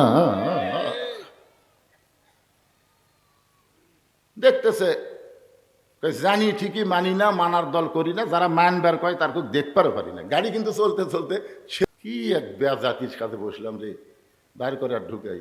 ইতিমধ্যে গাড়ির কন্ট্রাক্টর, এই গাড়ি কিন্তু একটা কন্ট্রাক্টর আছে, কন্ট্রাক্টর এসে বলতে গেলে, ভাই তোমার কাছে এরকম একটা বেসাইদা লোক বসে আছে, হাত বার করে আর ঢুকাই, তুমি কিছুই কও না, কিছুই তুমি কও না। কয় কি যে কন ভাই, কমপক্ষে 5 বার কছি, কমপক্ষে 5 বার কছি, কমপক্ষে 5 বার আজান দেয় প্রত্যেকটা গ্রামে। কমপক্ষে কতবার দেয় কথা কয় না কেন, 5 বার দেয়, কমপক্ষে 5 বার কছি। ওই প্রতি উত্তরে কয়, জানি ঠিকই, মানি না, মানার দল করি না, যারা মানবার কয় তার খুব 2 চোখকে দেখতে পারি না। আমি তখন থেকে নিয়ত করছি, ওর হাত ভাঙলি ভালো, আর হাত খালি একবার ভাঙ্গুক, তারপর আমার কথার গুরুত্ব বুঝবি। আমি এখন উল্টা দোয়া করতেছি, ভাঙ্গুক ভাঙ্গুক। আগে নিয়ত করছিলাম বাসুক বাসুক, কিন্তু আমার কলজা তো রাগ ধরে গেছে, এখন ভাঙ্গুক।